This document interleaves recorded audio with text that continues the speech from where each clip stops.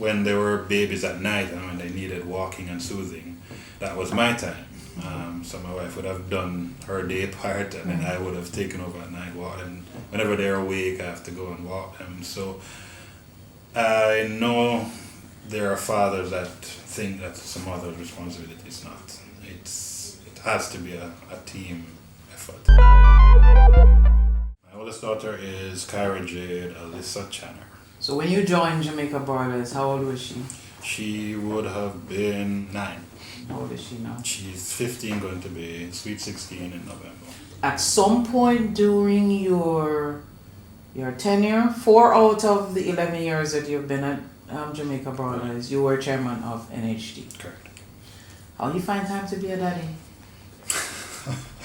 To be a good daddy. Are you a good daddy? I try my endeavor best to be a good daddy. I mark myself very hard in being a good daddy and raising them up as best as I can. What's being a good daddy? What's a good daddy? Being there for them, being an avenue they can come to when they need help, and also being present that they know, even though they may not ask for the help, that they know that it's available. And it's being a part of their spiritual growth, a part of being their support, their bulwark, letting them know that even though the world can be a dangerous place, that they can do anything, that they can be anything, that they can reach anywhere they want to. And just to give them that, let them know that my shoulders are there for them. So I do try to be as involved as possible, much to their chagrin. What's the name of your second? Maya Page Olivia Channer. Okay, and she's in high school? She's in first form at St. Andrew. Oh, so no, please, say that over again. She's one. Oh, say that over again. She's in first form at St. Andrew. Okay. High school for girls. Okay. I know I'll get. Anyway. Yes, they do have that draw. Yeah, they need to pronounce the word correctly, but they do have that draw. Before you became a dad, Right. were you always anticipating about becoming a dad? I did always want to be a dad, and in terms of anticipating, I did a lot of that as well. Just worried how they would be, whether they would be healthy, which attitude would they take? Would they be like their father, their mother? Would they have their own different attitude? And just the fear of bringing someone into the world that you're responsible for.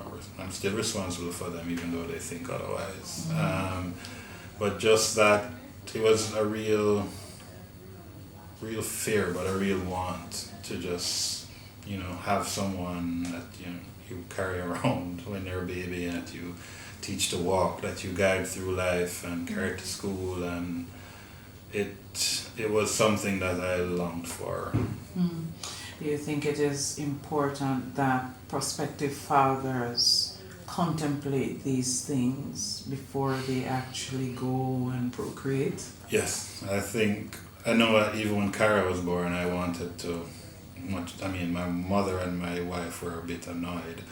I wanted to know how to change her diapers. I wanted to, holding them the right way. I was as involved as possible, and the odd part is that, not odd, but when they were babies at night and when they needed walking and soothing, that was my time. So my wife would have done her day part, and then I would have taken over at night walk, and whenever they're awake, I have to go and walk them. So I know there are fathers that think that some other responsibility. It's not. It has to be a team effort. It has to be both of you supporting each other, both of you taking over when the other is at their tether, and just being there, just being present, letting the child know you, bathe the child, do whatever is required. There's no mother role. Naturally, there are some roles that the mother has to take on because biologically that's hers. But even if they do that biological role, you take them and you birth them, you be there, you give them a break. It's important that the child sees you, knows you, and know that you're there, and know that you're a support. And the mother knows that as well. My wife knows that as well. And I remember there was a time, there have been times with Kyra especially, where it might be a moment of trauma for her. I remember we're at the beach once and a wave, I had her in my hand and the wave smashed me and I dropped her. And she fell in the water. My wife was on the sand running, panicking, and I just reached, looked for her, grabbed her, and then I think she opened her eyes and saw me and she didn't cry. She just was calm and just happy and just, okay, daddy's here, I'm good. How has fatherhood changed you? It has changed me in a lot of ways in terms of my patience. It has changed me in knowing and understanding how you react and how perceptive they are and that they absorb everything you do. It has changed me in me being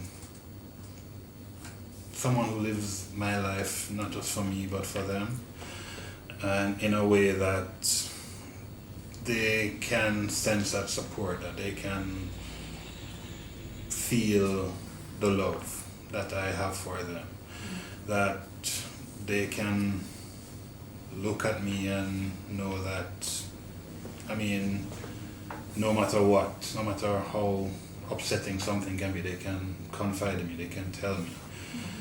That part comes with a lot of trust, but it comes with before that you're not shouting at every single thing.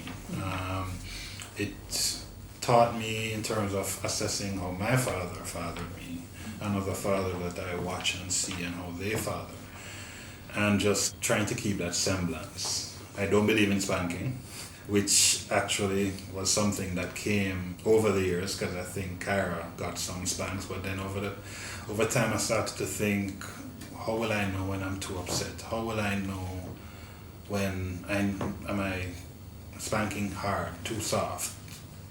It's better not to just have them grow up, have them confide in you. Don't let them be afraid of you, which spanking I think drives seriously in terms of making you raise your hand and your children are running. What is that? It is just for that reason, and I don't want them growing up thinking, it's okay for a man to hit them at any point in time.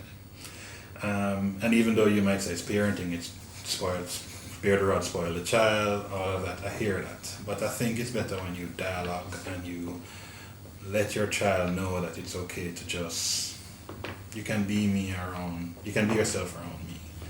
And it has taught me a lot of patience in life, just to be methodical in things that I do and how I think and how they watch me, how they operate, how they live their lives. How different are you as a father to them than your father was to you? Did you get spanking? Not so much from daddy. From mommy, a lot. Were you a bad child? Well, bad is relative. That's why I give you the inverted commas, yes. How different am I? Well, this is my second Father's Day without my father, because he passed very suddenly last year, April. And going back to him and how he fathered, he was there, he was present. In terms of communication, it could have been better in terms especially of emotions. He wasn't a father to really say how he was feeling. And we did knock heads quite a bit because I'm a junior named after him, except for my middle name, which someone writing the birth certificate put a space between De Cordova, but that happens. Oh, so you're Renito. No. Renito Valentino De Cordova, yes, I've heard that one. Okay. But his emotions is something that I've taken that I need to do better at.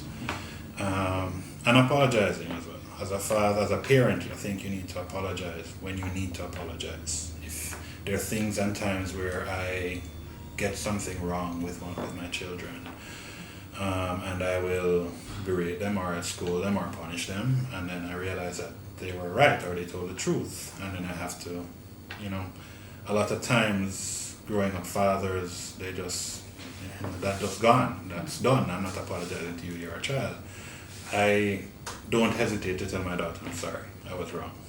I was wrong to punish you, I was wrong to berate you, and I think that lets them know as well that it's okay. It's okay to apologize, it's okay, Daddy will say when he's wrong, and I think that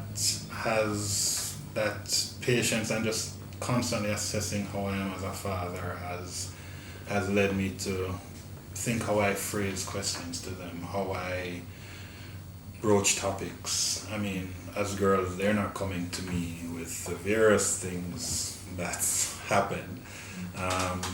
But oddly, I don't know if I should say it, but Kara, when certain things started to happen for her, and she couldn't reach mommy and she didn't want to go to the nanny, she called me, and I was driving in. And when I called my wife, she said, it's actually good that she called you because you will calm her down. You will be the one to say, okay, we're going to do this. Go to the nanny, say X, Y, Z. But over the years, it's gotten harder with communicating with them because they have social media, they have this TV, they're friends.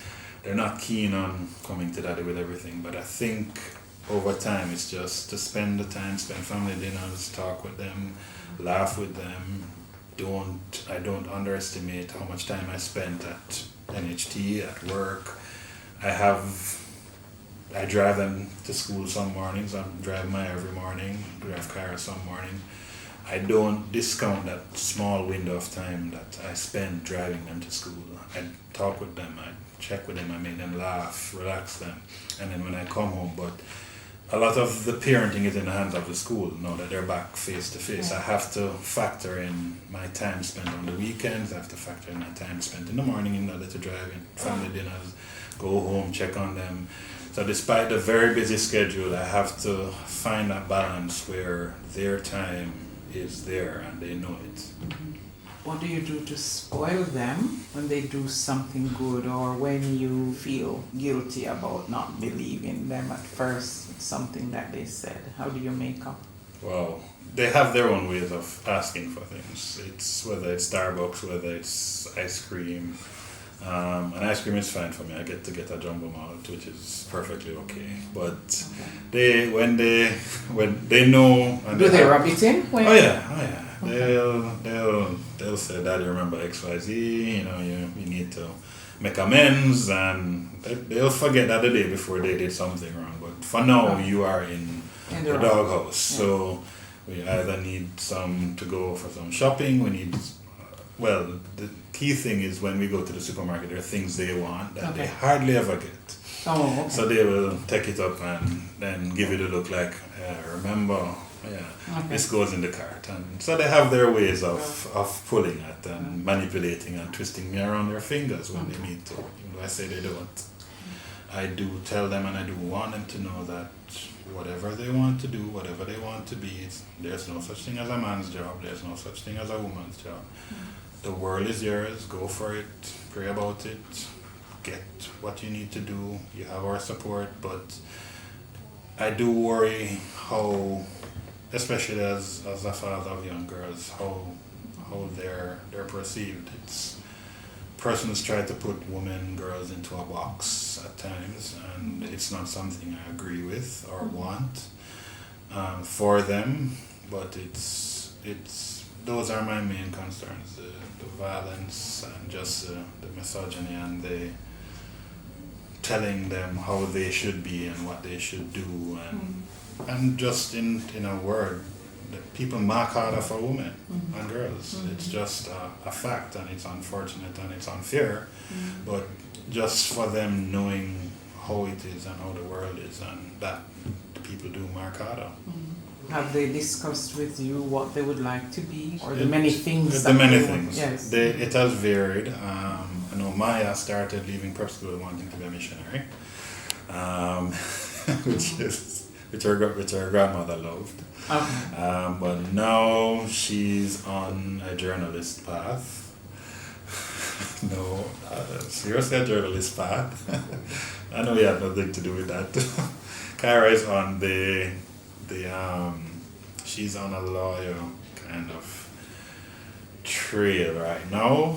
Many of those.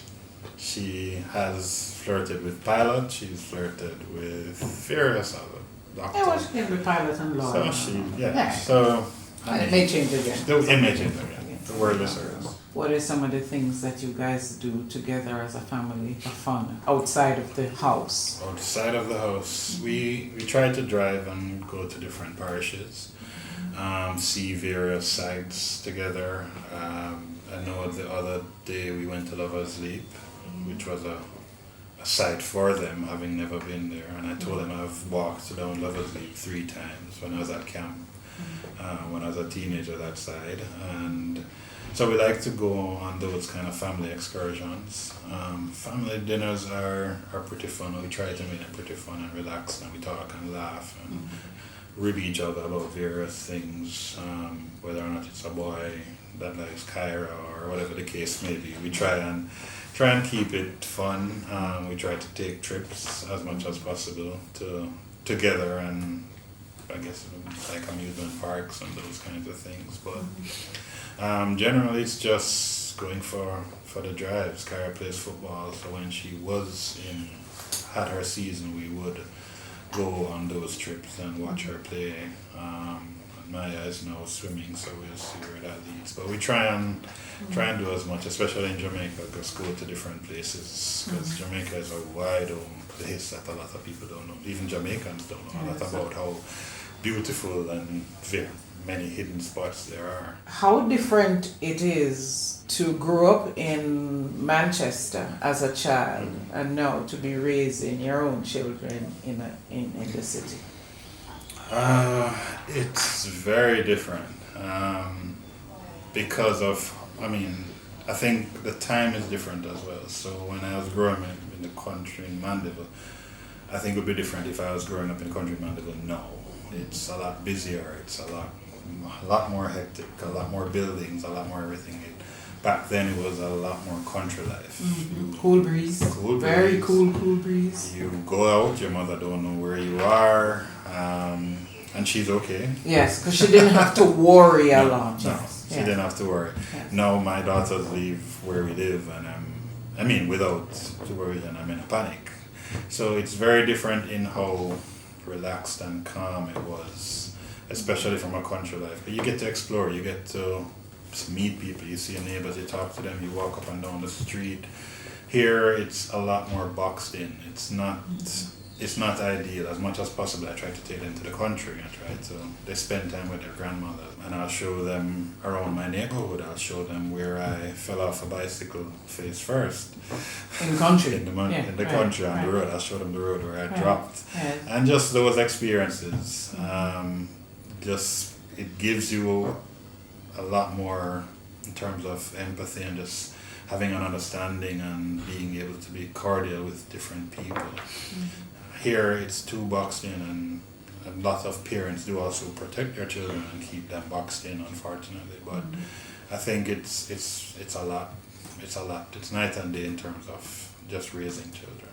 If I were to ask them about you being a daddy to them, what would Kyra say? Kyra would say daddy, she'd probably say daddy, they both would say daddy's strict, daddy's miserable, daddy gives jokes, but is miserable, daddy thinks he knows everything, hip, but he doesn't, thinks he gets us, but he doesn't. I think they would say I make good breakfast, which I try to do. It's one of the few good cooking times during the day where I can make breakfast for them. They would say... And weekdays, even before you come to work? Okay. So you're an early riser? I wake very early and run in the dead of night and come back in and make breakfast. Run or ride. I run and I cycle. So I come back in and make breakfast for them. They would say daddy gives good hugs. Daddy plays around a lot. But Daddy, when he sees us, he sees us. I do think fathers do need to be more present. I do think fathers need to train their child in the right way. What's the right way? I have my own right way. I don't want to impose my own right way on someone else, but raise them in the Lord, raise them in a way that they see and respect others, care about others, think about their actions and how they impact others, and just try and have some kind of triangulation effect on them raising a young son or daughter that goes out in the world and knows how to be a better empath, how to be someone better for people, to people.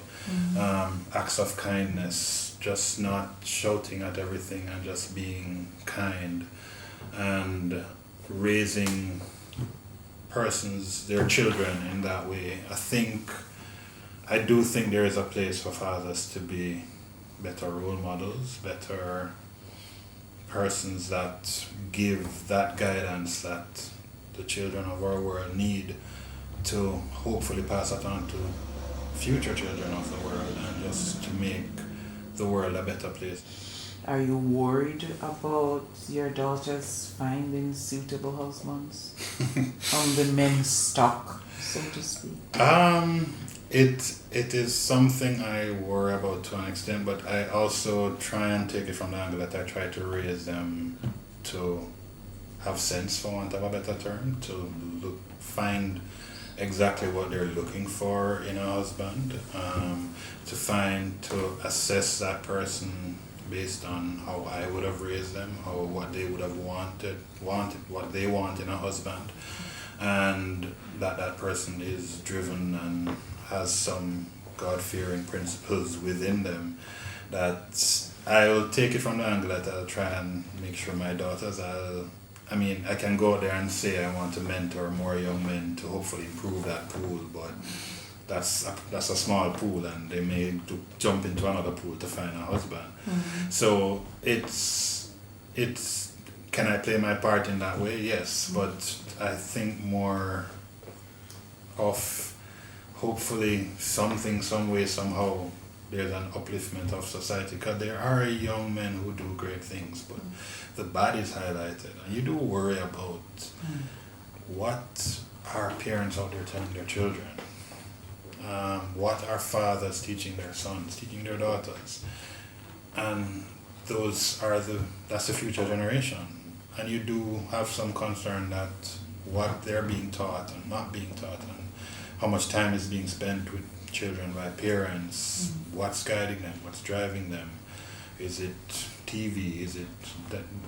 Are those the things that they spend most of their time on? Social media. And you do have some concerns, and you, as a father, you worry about it. How much time am I spending with my daughters? How much time are they spending on social media and doing the things that, I wouldn't say not uplifting them, but there's some dark sides on those various areas that they choose to focus on. I used to teach maths to adult persons up at, I don't remember the church in Degani.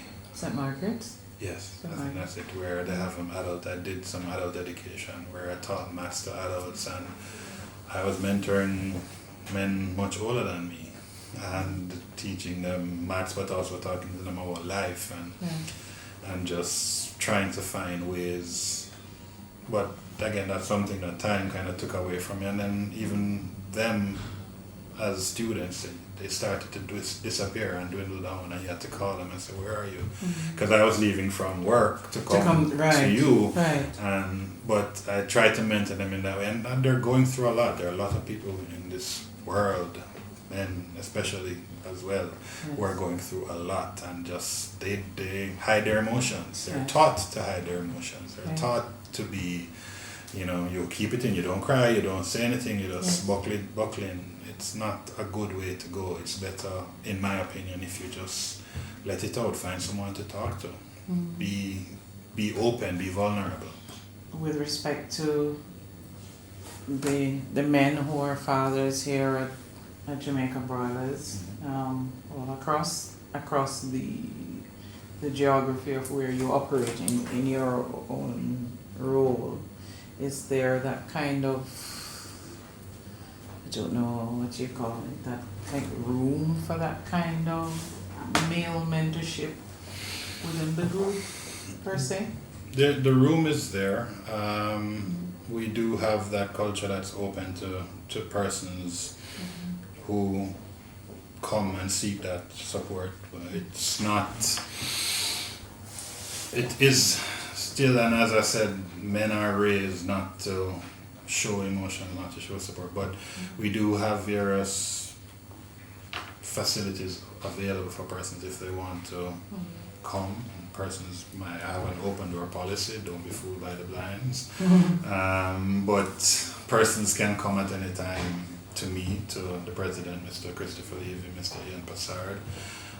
If it's not a male person they want, we have other female managers that they can go to, but we do have it where persons know that, we are better together.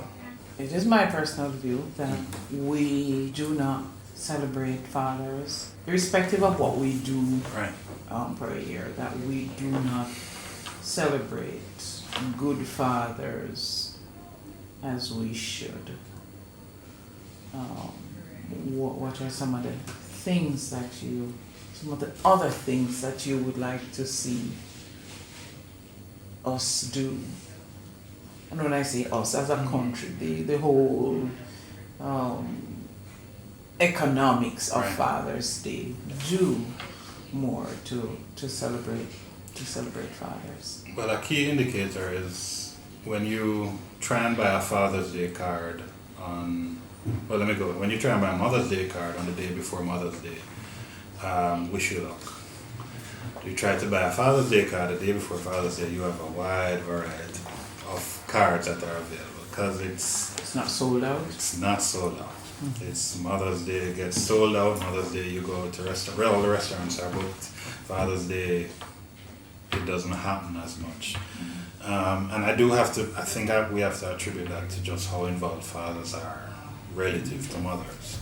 That it's just not, they're not as present as mothers, and there is a commercial aspect, but there's also, it's just a reality that they aren't as involved in their children's life, and children, the good ones will naturally get celebrated, some bad ones as well, just because it's Father's Day and maybe they demand it. But it's more fathers need to earn it. They need to be fathers that deserve it. There's too much of fathers being viewed as, the rough one, the one who, talk to your father, like the mother will say, and those kinds of things. And they need to be more nurturing over their time of raising their children for those things to kind of change and pivot. It doesn't happen as much now because fathers are absent at times, or their bad relations with the fathers for whatever reason. But it's something that needs to change, I think, to make society better.